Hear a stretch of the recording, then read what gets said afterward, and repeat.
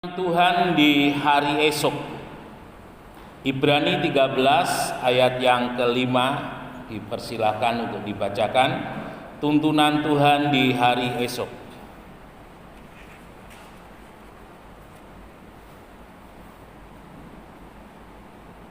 Ibrani 13 ayat 5. Janganlah kamu menjadi hamba uang dan cukupkanlah dirimu dengan apa yang ada padamu. Karena Allah telah berfirman, Aku sekali-kali tidak akan membiarkan engkau, dan Aku sekali-kali tidak akan meninggalkan engkau. Ya. Aku sekali-kali tidak akan membiarkan engkau, dan aku sekali-kali tidak akan meninggalkan engkau.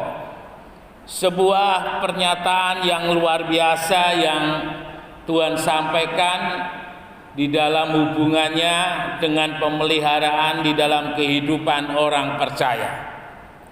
Bapak Ibu Saudara yang dikasihi oleh Tuhan, kisah-kisah di dalam firman Tuhan, kesaksian-kesaksian di dalam firman Tuhan yang dialami oleh orang-orang yang hidup pada masanya adalah kesaksian-kesaksian yang hidup, yang iya dan amin. Kita melihat beberapa contoh bagaimana penyertaan Tuhan itu ada di dalam kehidupan umatnya. Kalau kita mengingat tentang keberadaan dari Yusuf bukanlah seorang yang akan terkenal ketika dia berada di Kanaan. Yusuf tidak akan menjadi orang yang luar biasa ketika dia berada di Kanaan. Karena pada masa itu Kanaan tidak terkenal sama sekali dibandingkan dengan Mesir. Karena pada masa Yusuf, Mesir adalah sebuah kerajaan kuno, kerajaan yang besar, kerajaan yang luar biasa. Nah, untuk boleh mewujudkan apa yang menjadi janjinya kepada Yusuf, Tuhan tidak membuat Yusuf besar di Kanaan, tetapi justru Tuhan mengambil Yusuf dari Kanaan dan menempatkannya di Mesir, dan membuat yang menjadi janjinya terwujud ketika Yusuf berada di Mesir. Jadi artinya Bapak Ibu Saudara, ketika Yusuf berada di Mesir, mau tidak mau, iman percaya pengharapannya Yusuf tertuju kepada Tuhan. Iman percayanya Yusuf untuk menggenapi apa yang menjadi mimpinya menjadi kenyataan, itu ada bersama-sama dengan Tuhan. Dan kita boleh menyaksikan bagaimana selama kurang lebih 13 tahun Tuhan memproses di dalam kehidupan Yusuf. Dimulai dari seorang yang menjadi budak dan dibeli oleh seorang yang bernama Potifar, dan Yusuf berada di sana selama beberapa tahun. Sampai kemudian Yusuf difitnah dan dimasukkan di dalam penjara, dan itu pun juga selama beberapa tahun. Sampai pada waktunya Tuhan mengangkat di dalam kehidupan Yusuf dengan cara yang luar biasa. Dengan cara yang bagi orang lain tidak terpahami, tetapi bagi Yusuf yang sudah terbiasa memahami apa yang menjadi kehendak Tuhan lewat mimpi, maka itu juga yang Tuhan pakai untuk Yusuf diangkat menjadi raja di Mesir. Kita lihat bagaimana Tuhan menyertai Yusuf menjadi besar ketika dia berada di Mesir. Satu negeri, satu negara, satu bangsa yang berbeda sama sekali dengan keberadaan daripada Yusuf. Dan kita juga diingatkan dengan pengalaman daripada Daniel.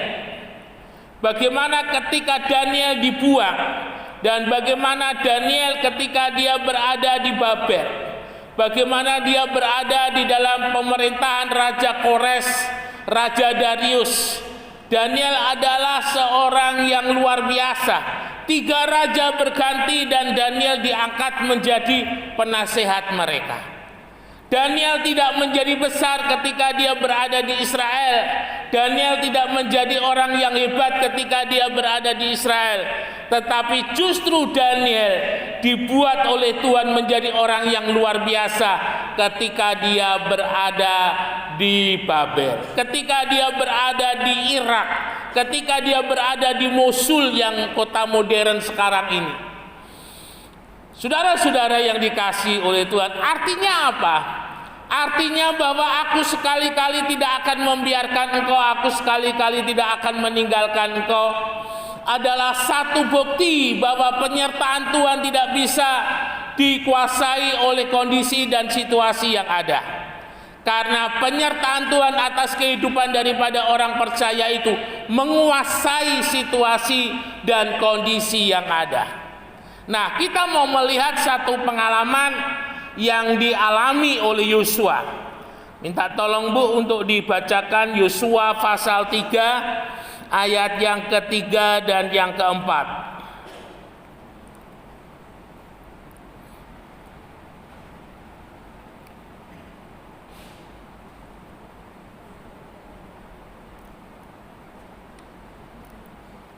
Yosua 3 ayat 3 dan 4.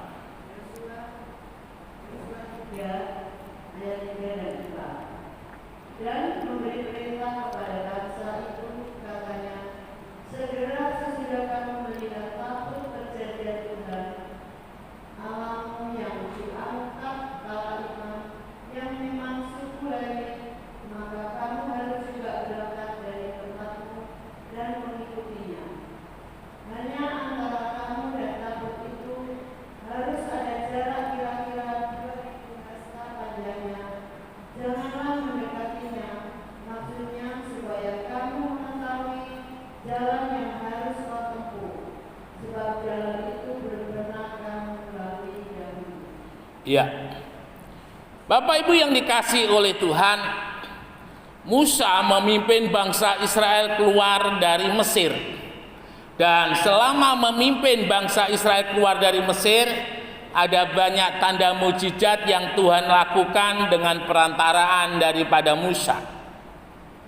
Tetapi Yosua memimpin bangsa Israel masuk ke tanah perjanjian.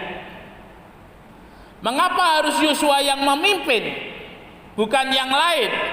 Karena kita ingat dari 12 pengintai yang menyatakan kepada bangsa Israel bahwa tanah perjanjian itu akan diberikan kepada mereka jika Tuhan berkenan, jika Tuhan kehendaki kita akan masuk ke tanah perjanjian itu.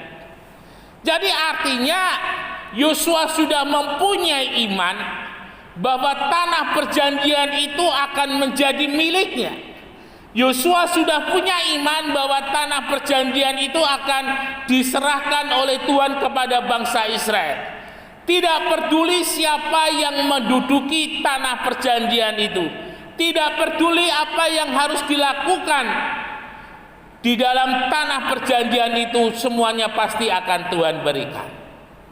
Nah, Bapak Ibu Saudara yang dikasihi oleh Tuhan, beberapa hal yang dilakukan oleh Yosua ketika membawa bangsa Israel masuk ke tanah perjanjian. Jadi di atas Gunung Nebo itu ada satu gereja. Jadi rupanya gereja itu yang menjadi dasar mengapa di sana diyakini menjadi tempat bangsa Israel, Nabi Musa sebelum mereka selama 40 tahun mengembara, karena di tempat itu ada peta yang menunjuk bahwa jarak dari tempat itu ke tanah perjanjian paling dekat itu dengan Yeriko, ya, sekitar jaraknya kalau tidak lebih 20 sampai 30 kilo. Nah, Bapak Ibu Saudara yang dikasihi oleh Tuhan, artinya apa? Artinya bahwa di dalam kehidupan daripada Yosua, dia sangat-sangat mempunyai sebuah tanggung jawab yang besar, ya, tanggung jawab yang besar untuk membawa bangsa Israel masuk ke tanah perjanjian. Dan Yosua adalah orang yang sungguh-sungguh meyakini akan firman Tuhan. Karena dari 2 juta orang hanya 2 orang, yaitu Kaleb dan Yusak, yang sungguh-sungguh yakin tanah perjanjian itu menjadi milik mereka. Nah, Bapak Ibu Saudara yang dikasihi oleh Tuhan, dalam ayat yang ketiga di sana dikatakan, dan memberi perintah kepada bangsa itu, katanya, segera sesudah kamu melihat tabut perjanjian Tuhan Allahmu yang diangkat para imam yang memang suku Lewi, maka kamu harus juga berangkat dari tempatmu dan mengikutinya. 40 tahun bangsa Israel keluar dari Mesir, dipimpin oleh Tuhan dengan tiang awan dan tiang api. Tetapi setelah bangsa Israel dipimpin oleh Yosua dan berjalan memasuki tanah perjanjian, yang memimpin tidak lagi tiang awan dan tiang api, tetapi yang memimpin adalah tabut Tuhan. Yang memimpin adalah keberadaan daripada tabut yang dibuat pada zaman Musa ketika bangsa Israel berada di padang gurun, ya. Dan di sini kita melihat bagaimana Yosua memberikan perintah ketika para imam itu mengangkat tabut dan berjalan, maka bangsa Israel harus mengikuti di belakang tabut itu. Bapak Ibu yang dikasihi oleh Tuhan, Alkitab kita 66 kitab itu, 39 kitab perjanjian lama, 27 kitab perjanjian baru, itu disebut sebagai kitab-kitab kanonik, ya, atau kitab kanon.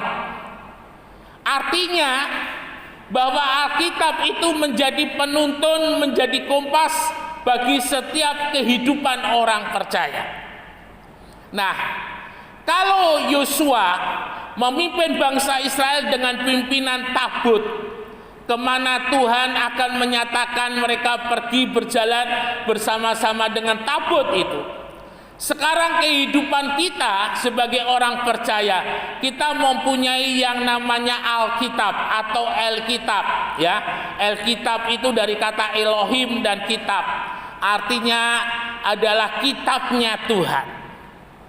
Nah, saudara yang dikasihi oleh Tuhan, di dalam kehidupan kita sebagai orang percaya sekarang, yang menjadi pimpinan dan tuntunan dalam hidup kita itu adalah firman Tuhan.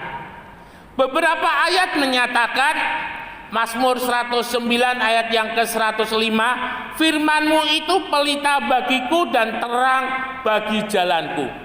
Pelita bagi kakiku dan terang bagi jalanku. Saudara, ketika seseorang berjalan dengan membawa pelita atau membawa ublik begitu, ya, maka dia akan berjalan selangkah demi selangkah. Dan ketika ublik itu dibawa, dia hanya menerangi sebatas dari mana ublik itu bisa mampu menerangi. Dia tidak bisa menerangi sampai tempat yang jauh. Tempat yang jauh itu masih gelap, masih misteri. Tetapi dengan pelita itu kita berjalan selangkah demi selangkah. Nah, ini yang harus kita mengerti. Yang namanya tuntunan itu, orang dituntun itu selangkah demi selangkah. Dan itu yang Tuhan lakukan di dalam kehidupan kita, ya. Saudara yang dikasihi oleh Tuhan, tahun 2023 yang sudah kita lewati mulai 1 Januari sampai dengan terakhir kemarin 31 Desember 2023, Tuhan sudah menuntun kita selangkah demi selangkah. Dan setiap langkah itu ada peristiwa. Setiap langkah itu entah langkah yang keberapa, ada kisah di dalam kehidupan kita, ya. Mungkin ada masalah, mungkin ada persoalan, mungkin ada air mata, mungkin ada duka cita, mungkin ada sukacita. Tetapi yang kita tahu, sampai dengan memasuki hari yang ke-7 di bulan Januari 2024 ini, kita tetap survive, kita tetap ada, kita tetap kuat, dan kita tetap sanggup. Bukan karena kita yang bisa, tetapi karena Tuhan yang menopang dalam hidup kita. Selama 2023 ada banyak hal yang sudah kita nikmati daripada Tuhan. Dan yakinlah, di tahun 2024 setiap langkah demi langkah, doa-doa yang tahun 2023 belum dijawab, yakinlah 2024 ini menjadi tahun jawaban doa. menjadi tahun pemulihan, menjadi tahun mujizat bagi setiap kehidupan kita. Tuntunannya Tuhan selangkah demi selangkah. Artinya setiap hari, setiap waktu, setiap saat, 1 kali 24 jam kita harus selalu berjalan di dalam tuntunannya Tuhan. Jangan pernah kita keluar dari tuntunannya Tuhan. Karena kalau 365 hari dalam setahun, ketika kita keluar dari tuntunannya Tuhan 100 hari saja, artinya kita mundur. Kita menunda jawaban Tuhan itu terjadi. Kita menunda mujizat itu terjadi. Kita menunda pemulihan itu terjadi dalam hidup ini. Kita tidak mau seperti itu, tetapi kita mau on time, tepat waktu. Ya, janjinya Tuhan itu tepat pada waktunya. Demikian juga ketika kita hidup di dalam tuntunan firman Tuhan, kita selalu setiap hari supaya tepat waktunya Tuhan. Kita dan Tuhan ada kerjasama, kita dan Tuhan ada berjalan bersama-sama, ya. Karena sebuah proses itu sudah ada timernya. Sekian lama, sekian waktu, maka kita harus berjalan dalam timernya Tuhan, dalam waktunya Tuhan. Maka kita akan menikmati semua kebaikannya Tuhan. Tuntunan Tuhan itu selangkah demi selangkah. Artinya selangkah demi selangkah itu kita senantiasa hari dari hari yang sudah hari yang ke-7 ini terus selama tahun 2024. Jadikan firman Tuhan itu sebagai tuntunan di dalam hidup kita. Ya. Kemudian yang berikut, ada jarak antara tabut dan umat 2000 hasta. Ya, hanya antara kamu dan tabut itu harus ada jarak kira-kira 2000 hasta panjangnya. Saudara yang dikasih oleh Tuhan, 2000 hasta itu, satu hasta itu kalau nggak salah 45 cm. Jadi kalau 2000 hasta itu kurang lebih ya sekitar 1 kilo. Ya. Nah, mengapa harus ada jarak? Bapak Ibu yang dikasih oleh Tuhan, ketika saudara mendekati gedung gereja ini dari depan, itu dekat sekali. Tetapi ketika saudara melihat gedung ini dari tempat yang lain, maka saudara akan melihat gedung ini kecil. Bapak Ibu yang dikasih oleh Tuhan, ketika hidup kita sebagai orang percaya, kita fokus kepada masalah, maka Tuhan itu akan kecil. Tetapi ketika kita fokus kepada Tuhan, maka masalah itu yang kecil. Ya, ada banyak kali di dalam kehidupan orang percaya ketika menghadapi masalah dan persoalan, dia lupa Tuhan, dia lebih fokus kepada masalah dan persoalannya, tetapi tidak fokus kepada Tuhan. Sehingga masalah dan persoalan itu mencengkeram pikirannya, mencengkeram hidupnya, mengganggu tidurnya, mengganggu kesehatannya, dan akhirnya semua yang ada di dalam hidupnya oleh karena masalah itu menjadi kacau balau. Tetapi ketika kita melihat masalah itu bersama-sama dengan Tuhan, ya, maka masalah itu yang kecil dan Tuhan yang besar. Daud dan Saul ketika melihat Goliat, Saul melihat Goliat yang besar. Goliat yang tingginya kurang lebih hampir 2,5 meter itu kalau tidak salah. Lalu kemudian sudah mempunyai kurikulum vitae, pengalaman selama berperang, berapa banyak orang yang sudah dibunuh, berapa banyak musuh yang sudah dikalahkan, mungkin semuanya sudah tertulis dan sudah disiarkan tentang kehebatan daripada Goliat. Orang baru mendengar namanya Goliat, orang sudah takut. Ketika mendengar namanya Goliat, orang sudah gentar. Dan itu yang dialami oleh Saul bersama dengan pasukannya. Tetapi itu beda dengan Daud. Daud tidak melihat Goliat dengan mata jasmaninya, tetapi Daud melihat Goliat dengan mata imannya, bahwa Goliat itu kecil, Tuhan yang besar, bahwa Goliat itu mampu dia kalahkan karena Daud bersama-sama dengan Tuhan. miliki iman yang besar di dalam hidup ini. Iman yang besar adalah kita melihat segala sesuatunya dengan kacamata Tuhan. Kita beriman, kita melihat segala sesuatunya dengan kekuasaan Tuhan, dengan kuasa kehebatan yang daripada Tuhan. Nah, itu yang harus kita pahami Bapak Ibu Saudara yang dikasihi oleh Tuhan. Ketika kita melihat segala sesuatunya dengan kacamata iman, maka tidak ada yang menjadi lawan kita. Jika Tuhan di pihak kita, siapakah lawan kita? Jawabannya tidak ada. Tahun 2024 adalah tahun yang misteri. Tetapi satu hal, satu perkara, kita punya Tuhan yang hebat. Kita punya Yesus yang luar biasa. 2000 tahun yang lalu, yang lumpuh berjalan, yang buta melihat, yang tuli mendengar, Tuhan mampu sembuhkan. Perahu Petrus yang kosong penuh ikan. Ya, 5 roti dan 2 ikan memberi makan 5.000 orang. Dan itu yang akan Tuhan lakukan untuk kita di tahun 2024. Mari Bapak Ibu Saudara yang dikasihi oleh Tuhan, teruslah hidup di dalam iman. Lalu kemudian yang ketiga, dibacakan Bu, ayat yang terakhir, Yosua 3 ayat yang kelima.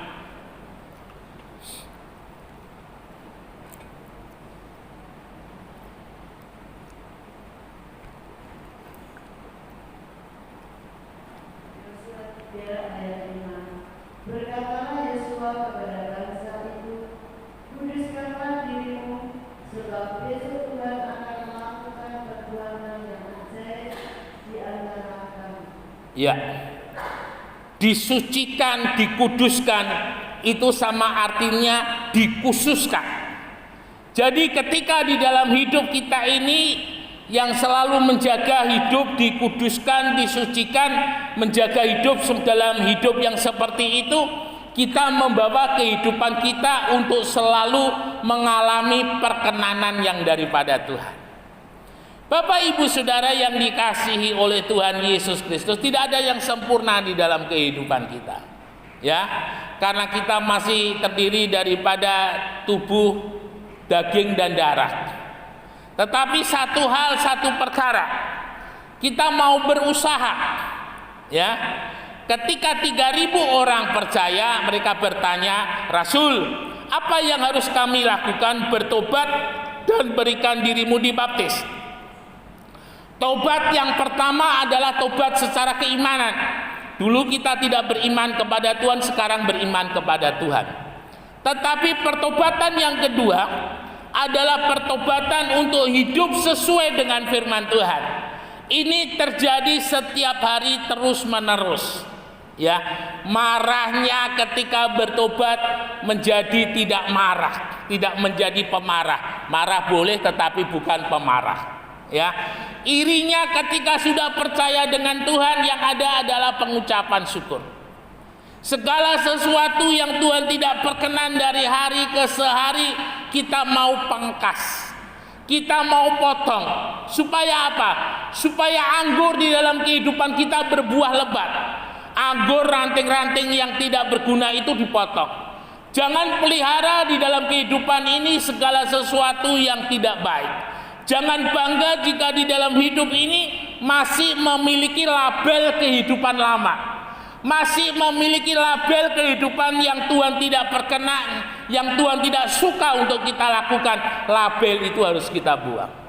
Saudara yang dikasihi oleh Tuhan, dengan hidup yang senantiasa berkenan, kita akan menikmati perkenanan yang daripada Tuhan.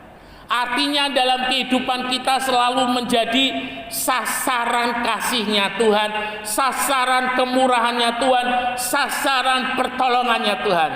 Mereka yang diberi kasih karunia Tuhan adalah mereka yang masuk di dalam perkenanannya Tuhan. Ini harus kita sadari dengan betul, ya, supaya setiap hari kita berusaha hidup berkenan kepada Tuhan. Ketika hidup kita berkenan, maka doa kita akan menjadi doa yang berkenan, dan doa itu tidak hanya didengar dan pasti akan dijawab oleh Tuhan. Anggur baru tidak bisa ditaruh dalam kirbat yang lama. Anggur baru kalau ditaruh di kirbat yang lama akan jebol. Ya, Sekeras apapun kita berdoa, selama hidup kita belum mengalami yang namanya perkenanan yang daripada Tuhan, kita tidak akan mengalami kebaikannya Tuhan. Anggur yang baru harus ditaruh di dalam kirbat yang baru. Artinya bahwa ketika kehidupan kita mengalami perkenanan daripada Tuhan, maka kirbat di dalam kehidupan kita akan senantiasa diisi dengan kebaikannya Tuhan dari hari ke hari. Dan saudara akan melihat bagaimana Tuhan pulihkan hidup kita, Tuhan berkati hidup kita, Tuhan angkat hidup kita, mujizatnya selalu menyertai dalam hidup kita. Hidup kita tahun 2024 akan bersinar dan hidup kita akan diberkati untuk menjadi berkat. Teruslah hidup di dalam perkenanannya Tuhan, teruslah hidup di dalam pimpinannya Tuhan, teruslah hidup dalam iman kepada Tuhan. Kita akan memenangkan tahun 2024 ini bagi kemuliaan nama Tuhan. Immanuel, Tuhan Yesus memberkati, beri kemuliaan bagi nama Tuhan.